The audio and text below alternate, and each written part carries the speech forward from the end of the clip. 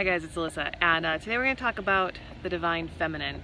So the very first thing before I get comments from people not listening to the video and leading people astray of what my video is saying, Eve is not the Divine Feminine and Lilith is not the Divine Feminine. The Divine Feminine is Venus and Aphrodite. The problem is in the Bible, and this is what we're going with because I've been doing a long thing on Lilith and Venus. In the Bible, Venus is not mentioned by name. In the name that we understand it as. So a lot of power has been put on Eve as the true Divine Feminine, which Lilith is angry about and has come out and said no, she's the Divine Feminine. So there's a big fight, but ultimately Eve is root woman and control woman, and Lilith is mind woman, power woman. One of them is on top and one of them is on bottom. So they're two different types of women whose energies don't link up, and neither is divine. They're both flawed. Like doing anything outside is flawed because of the airplanes that keep happening. Do you guys hate? Wait for that one to go. And all the birdies. I like the birdies. Yeah, I like the birdies. Okay, so, and I'm bringing this up in the Bible because there's so much imagery here, and because everyone does believe, you know, we're in the new age, that would be Revelation, the end times. The Divine Feminine is really important, and it's a huge deal that is meant to come back at the end times. And so we're looking for what is Divine Feminine. And because people think it's Lilith now, and like men still think it's Eve, and some women think it's Eve, it's become like a battle of dumbness because both Lilith and Eve are so flawed. Divine is not flawed, divine is perfect, so we can't do that. If something was perfect, you would see it and you would know, right? So why is it that sometimes people look at an Eve type woman, they think she's perfect. Other times people look at a Lilith type woman, they think she's perfect, but then other people are appalled by that behavior. It's because it's not perfect. It's because it's flawed. Anything divine should just make sense across the board. And that's what the Divine Feminine is. So, in the Bible, there are two places that really show you that the Divine Feminine is Eden itself, the garden. One is in the beginning, knowing that life began, and that life is the number 2. It's the woman, it is what creates life. We know that life began in Eden and was taken from the dust in Eden, meaning Eden is the life that you can take from. Well, it's the progressed life you can take from. There are archaic forms of life. It's not Gaia herself. Gaia has a lot of history and she's dealt with a lot of different versions of life, okay? Eden is Divine Feminine life. She's perfect life. So I think we could look at Eve and Lilith and think, okay, these are certain types of maybe archaic life trying to live inside the Divine Feminine, and both of them leave. Lilith leaves by herself on her own accord, and Eve is eventually kicked out for eating from the trees.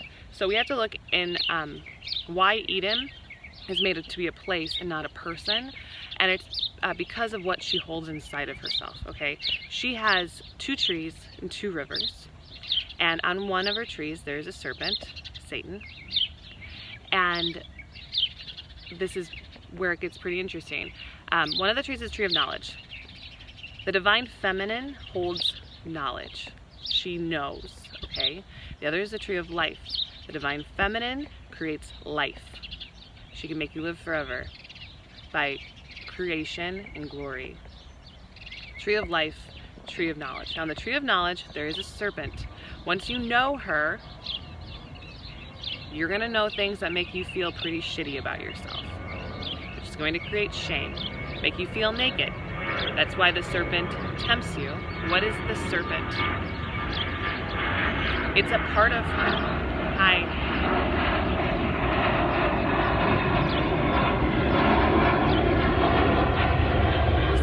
The serpent is Satan. He's a part of the garden. He exists within the Divine Feminine. He's her, could be her sex appeal. It could be a few different things. I think that's like open to interpretation because there's a lot of interpretation on it. But he does exist within the divine feminine. He is in the garden, and he does tempt you. So creating the divine feminine, part of what makes her divine is that she is tempting. She's a temptress, and that's still divine. So let's look into this. It's still divine. She knows everything, and it's still divine. See, Eve taking from the tree of knowledge did not give the world knowledge. The divine feminine always had it. She took from it too soon when she was told not to, and she had shame because it wasn't ready yet. You don't take from a tree and eat from it if it's not ready yet. Okay, you're gonna know too much. You're not ready. So she had to leave Eden, which meant she didn't get to live in bliss anymore. Eden is utopia, it's bliss, it's beauty, it's wonder, it's like a great, perfect life. The divine feminine creates utopia. It's equality for men and women, it's beauty, it's happiness, it's peace, it's great sex, it's living in luxury, okay?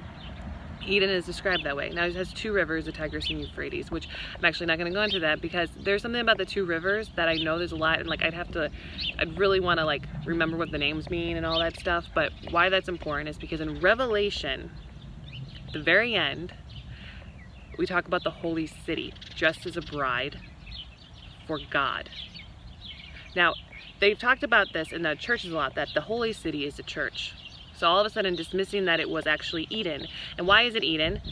Because there are two trees in it, and the rivers, the Tigris and Euphrates, flow from it. So all of a sudden now we're just going to change what that is. Also, the church is a woman. The church is a woman. It's the divine feminine. Now what the church has become is a lot of rules and regulations that have been held up by men. So it's no longer the church, it's more just like a building or a temple that people go into, a building people go into and learn things and religious stuff. But the ultimate church, the holy city, Eden, is divine feminine. And so what happens at the end times is that no longer is Eden just a garden. She is a city. And she's dressed beautifully. It means she's a beautiful city. This means that when the divine feminine comes back, she tells people how to live, and she's able to be large enough to fit the whole world. It's a city, it's no longer a garden. It also means that there are architectural structures in there, which I find interesting, considering Lucifer, morning star, he is the Venus light. He was initially tempted by Satan first. You know, he became the first Satan. Whether or not he is or not, that's kind of an interesting topic. And Lucifer in his own right is physical power, okay? And that's why he had such a problem with God, because God is divine light and power, and he's like, well, I come from the divine feminine, I'm also powerful.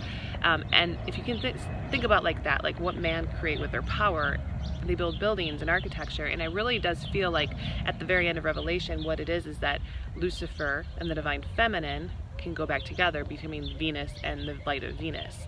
And that is what is able to create something beautiful, but only when Lucifer submits to Eden and stops tempting people and all that other stuff he wants to do, right? Interesting stuff. So the divine feminine is meant to come out. You also got Revelation 12. Okay, 12 is a number of God. And so Revelation 12, that's not just written because of nothing, but it is.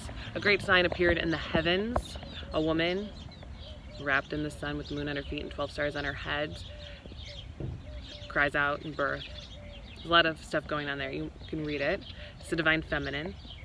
The divine feminine is giving birth to something. And the thing about the divine feminine and why the woman is mentioned, and people have said, you know, Bible scholars and everything have said that she's probably Mary. So that would also put Mary as the divine feminine, which that means the divine feminine was a virgin, which virgin does not mean never having sex. It can mean never having a twin flame. That means that there's nobody like her.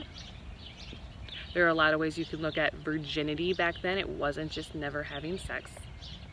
That's what we made it, so that's cool. There's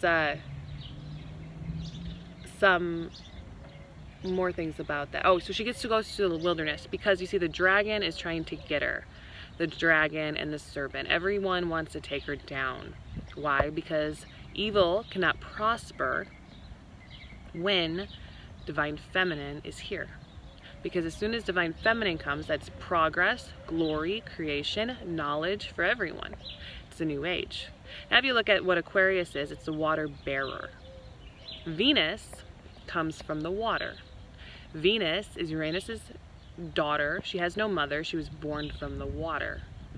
So if you are the water bearer, you are the one giving divine feminine to the world. And that's the age of Aquarius. Jesus mentions that in his talk to his disciples about his second coming. Now, Christ actually means chosen one. Okay, so Jesus, the chosen one. He was chosen by God. That's where the Christ comes in. So what it appears to be is that the Christ in the New Age is the woman. It's the divine feminine. She's the chosen one. She's the one that's mentioned as very important. Now, she gives birth to a male heir. And if she is Mary, she's giving birth to Jesus, right? There's a lot of little interesting metaphors there, but the truth of it is that whatever Jesus said in the New Testament about him returning, he didn't necessarily say if he was going to return as the Christ. And he definitely said if the Christ returns. Those are two very separate things that can be muddled together. So what happens is we start putting a lot of emphasis on Christ, meaning Jesus. And the fact is that Jesus then was made of God's glory and came from the divine feminine, being Mary. So he was a perfect human being because his father was God and his mother was divine feminine. She was Eden. And that's what makes him so great. And he may come back or something because he will be born of divine feminine and born of God. And if we look at these things in metaphors, maybe none of that was real. Maybe it was. There's a lot of things to think about, and I'm not gonna have you take anything point blank, because once we start getting into the Jesus stuff, the New Testament, it becomes less of an obvious metaphor because of the fact that he was teaching metaphor and mythology. It seems like the Old Testament is full of a lot of mythology in order to help us understand life better, and the New Testament is not. So it's just an interesting thing, and why, and that's why the New Testament is not necessarily accepted in a Jewish culture, and they don't accept Jesus. So I'm just there's things that I'm not gonna make videos about because I am not a rabbi and I don't know Jewish culture, but I have read the Bible front to back multiple times. I know a lot about this, and I know the connection between Eden and the Holy City and divine feminine, and that's Venus and Aphrodite. It's all the same right there, okay? And so that is what in the New Age we're waiting for, ultimately, is divine feminine. And that's what Revelation is about. And that's why Revelation is about there will be no more hurt or pain, because we'll live in utopia. We will all live in Eden. We will all live in life that's the divine feminine. But how do we do that? What has to change? Well, there's a battle going on. And if you look around you, there's probably a battle going on. I think everybody's pretty certain that these are bad, dark times. There's a battle going on, and everybody needs a light. So where is that light? It's going to come from the divine feminine. The idea, this entity, this spiritual life power, that women will start owning who they are as Eden, and no longer fighting to be Eve or Lilith, no longer fighting over Adam, but basically understanding their position as the bride of God, the bride of Christ, the bride of the chosen one, all of that kind of stuff, to be not submissive but equal. Anyway, I could keep rambling about this stuff, but I really think that it's something that I'm gonna put in your brain, and it needs to rattle around. And if I give you too many specific things, you're gonna detail Virgo me and pinpoint these specific things, and I'm not gonna allow that to happen here. These are ideas and mythology, and you gotta understand it does take some mind breakage to to like put it all together, but I do believe that the Bible put these mythologies, these things that line up here for a reason, to tell us what's going to happen and what he wants to happen and why he's putting so much power into the divine feminine. She's very important. Women are very important. They're going to save the new age. And men have to follow God, not their own minds.